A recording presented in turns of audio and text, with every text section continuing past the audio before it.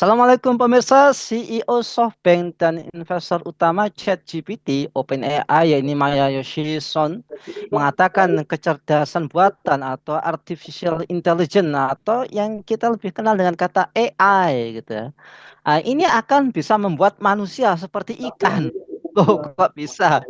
Manusia ikan berarti. Nah, begini ceritanya. Oke, perbedaan antara otak manusia dan ikan mas dalam pot itu perbedaannya 10.000 kali lipat. Ya. Tapi akan beda karena manusia akan jadi ikan, sementara AI akan seperti manusia. Jadi yang 10.000 plusnya itu dimiliki oleh AI, sementara kitanya manusia akan jadi seperti ikan mas gitu. Nah, dan sering kita jumpai kan ya, ini foto atau video ini AI atau real gitu. Nah, kita kan semakin bingung. Nah, supaya nggak bingung, kita akan membahasnya dengan Direktur Information and New York Network Security Institute, yakni Bung Yanuar. Assalamualaikum Bung Yanuar. Waalaikumsalam warahmatullahi wabarakatuh. Bung, akhir-akhir ini kan kita melihat di TikTok, di media sosial lainnya itu akun, maaf, video, foto yang merupakan hasil produk dari artificial intelligence atau AI ini kan semakin marak punya. Kita jadi susah membedakan Hmm. ini asli apa buatan AI. Bahkan untuk kasus video-video yang sangat sensitif ya seperti bencana alam atau yang terkait dengan pemimpin negara itu sempat dan banyak membuat netizen ini tertipu gitu. Nah, dari gerak tubuh manusia kemudian apa ekspresi wajahnya gitu. Nah, apakah fenomena ini akan menimbulkan kekhawatiran terkait misinformasi dan literasi digital di era platform media sosial? Nah, bagaimana pendapat Bung Yanuar? Ya, terkait dengan fenomena video menggunakan AI ya. Memang saking sekarang itu AI itu luar biasa canggihnya, Hmm. sehingga memang ya kemungkinan itu ada. Bahkan sangat mungkin sekali. Sebagai contoh kemarin kasus tambang ya di daerah Raja Ampat ini kan. Nah, kemudian di situ kan eh, LSM yang meng-up isu tersebut juga mengambil gambar yang digenerate dengan AI, tapi kemudian dikira itu gambar sungguhan, padahal itu adalah gambar yang digenerate dengan AI. Itu salah satu contoh bagaimana kemudian ya kita sebagai orang, apalagi orang awam, dengan mudah bisa tertipu ya dengan sebuah gambar tersebut ya. Ternyata gambar itu digenerate dengan AI. Ya. Kita tidak bisa membedakan. Jadi memang kemungkinan itu ada ya, bisa terjadi adanya hoax, adanya misinformasi, atau misal contoh ada iklan-iklan yang ustadz-ustadz yang mempromosikan judi online, itu kan juga beberapa bulan yang lalu sempat kita lihat ya, kok ustadz mempromosikan judi online, oh ternyata dia menggunakan AI dan deepfake misalnya. Jadi tentu kalau kita tidak jeli, kita literasi digital kita rendah, ya dengan mudah kita percaya gitu kan. Jadi memang Iya. sangat berbahaya. Mm-mm. Iya, Ustadz AI mempromosikan ya judi online gitu. Nah, Bung Yanwar, ada yang mengatakan supaya tidak terjebak ya antara AI dan realitas. Ya, ini AI atau realitas itu katanya ada kajian yang menggagas tentang pentingnya literasi digital di era media sosial. Nah, harapannya para netizen ini tidak hanya menilai konten dari tampilan visual, tapi juga check and recheck tentang konteksnya, pola narasinya, dan termasuk interaksi di kolom komentar supaya nggak terjebak ya ini AI atau real. Apakah gimana menurut Bung Yanuar? Ya, literasi digital itu penting sekali ya bagi kita ya. Apalagi Indonesia itu termasuk yang literasi digitalnya cukup rendah ya. Tanpa adanya literasi digital ya tentu kita dengan mudah itu ya bisa tertipu dengan AI.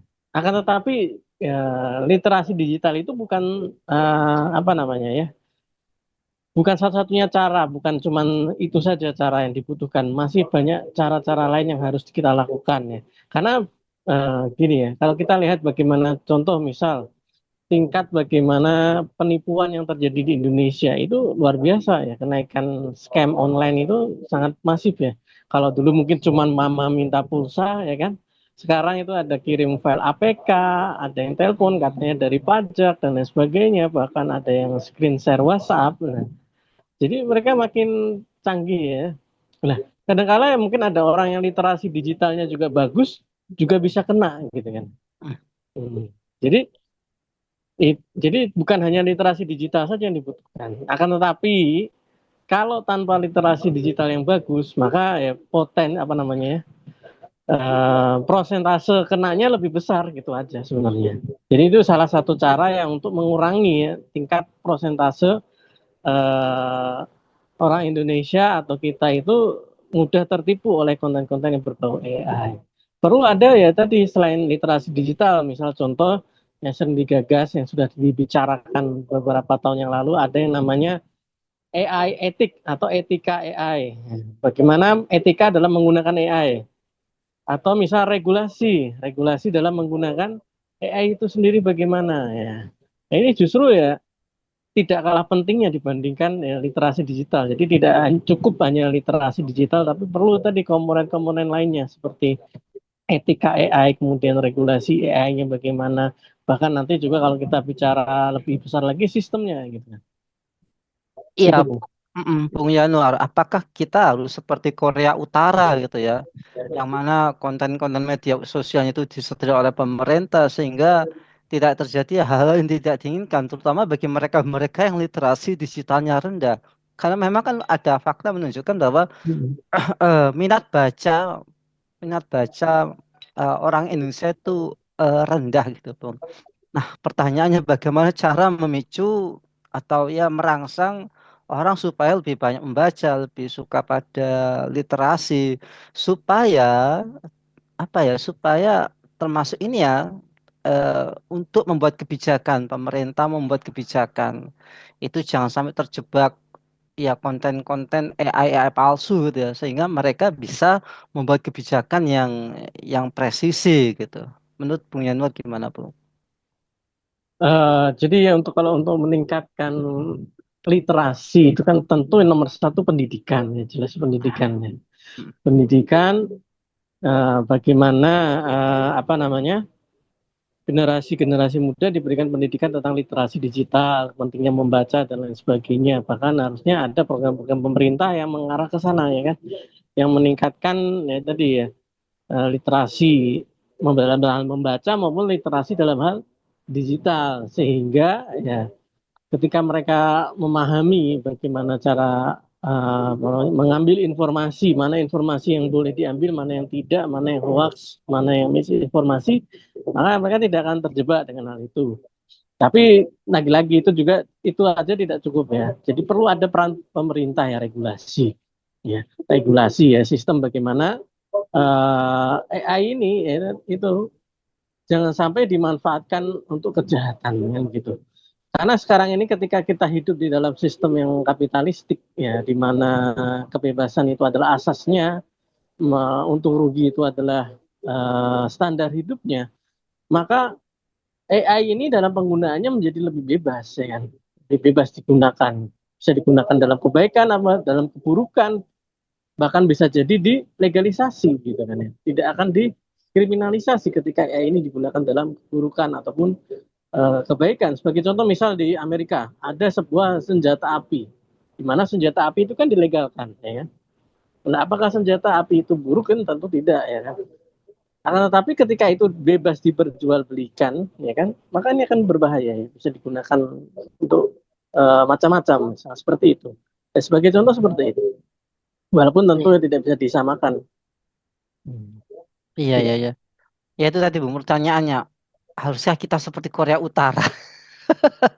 Kemudian kira-kira Bung ya, kalau kita mau pemerintah mau bikin regulasi itu kan regulasi itu a- adalah cerminan dari pola pendidikan kan gitu ya. Nah, pola pendidikan yang membentuk sebuah karakter tertentu. Nah, kalau di Indonesia kan karakternya Pancasila. Nah, ada ketuhanan yang Maha Esa. Sementara ini kita belum melihat Ya, nilai-nilai yang ada di situ termuat dalam regulasi dalam ini yang regulasi digital. Nah, ini kok maksud saya faktanya kok seperti ini ya. Di satu sisi kita punya prinsip yaitu tadi ketuhanan yang Maha Esa, ada kemanusiaan yang adil dan beradab. Sementara fakta di lapangan kok tidak manusiawi, ya. Jauh dari nilai-nilai moral itu. Itu gimana, Bu? Iya, kalau kita melihat tadi ya, berarti kan secara sistem ya. Ketika kita Hmm. memiliki sebuah dasar, sebuah nilai, ya kan, maka sudah seharusnya kan nilai itu dipraktekkan dan diterapkan. Cuman ketika kita melihat kan yang terjadi di Indonesia ya, nah, nilai-nilai tersebut tidak diterapkan gitu kan. Yang diterapkan itu adalah ya tadi nilai yang lain, ya kan? Yaitu malah dari kapitalisme atau liberalisme. Sifatnya juga masih universal dan multitafsir, maka ya akan memunculkan ya banyak perbedaan pandangan. Cara memandangnya saja juga berbeda, apalagi cara menerapkannya. Sehingga siapa yang paling Pancasilais misal? Soekarno, Soeharto, SBY, atau Jokowi? Kan kita nggak tahu. Semua mengklaim dirinya paling Pancasila. Pancasilais. Ya. Nah, jadi ya memang seharusnya kita ya dalam mengatur negara ini menggunakan sistem yang memang sudah memiliki nilai yang jelas, nah, perangkat yang jelas, bahkan sangat detail, dan apalagi sudah memiliki track record yang berhasil gitu sepanjang misal contoh Islam selama 13 abad. Nah, maka ketika itu benar-benar diterapkan, maka ya mungkin kita akan bisa melihat dampaknya. Sedangkan sekarang kita justru tidak menerapkan nilai yang kita gadang-gadang tersebut. Nah, kita justru mengambil nilai-nilai yang lain, yang mana nilai-nilai lain itu terbukti juga kerusakannya di negara-negara berkembang, di negara-negara maju. Kelihatannya mungkin maju secara ekonomi, pembangunan, tapi ketika kita lihat bagaimana sosialnya, hukum, kemudian dan lain sebagainya, ternyata juga ya sama saja gitu ya. Iya, sama saja. Nah, ini ya, tentu saja ya kita berharap ke depannya Indonesia ini lebih baik, lebih ini ya, lebih aware, lebih sensitif terhadap AI AI yang merugikan kayak tadi ada scamming, penipuan dan lain sebagainya. Ya, tentu saja regulasi yang dibuat harus mempunyai filosofi yang jelas, filosofi yang sebuah dasar nilai yang sudah terbukti keberhasilannya bukan setahun 2 tahun tapi sudah 13 setengah abad yaitu Islam. Baik, terima kasih Bung Yanuar atas pemaparannya. Ya, ini ilmu yang luar biasa ini. Semoga didengar oleh para penguasa, ya, para pengambil kebijakan di negeri ini sehingga rakyat ini bisa selamat dari konten-konten yang manipulatif Amin. yang merugikan bangsa ini kan gitu ya. Baik. Semoga Bung Yanos keluarga senantiasa dalam perlindungan Allah Subhanahu wa taala. Amin. Baiklah pemirsa buat pertanyaan yang dirahmati oleh Allah, demikianlah bincang-bincang kita pada kesempatan sore hari ini. Jangan lupa untuk like, comment, subscribe, dan share sebanyak-banyaknya. Semoga menjadi amal kebaikan kita. Saya Nanang Setiawan undur diri. Sampai jumpa di lain kesempatan dan wassalamualaikum warahmatullahi wabarakatuh.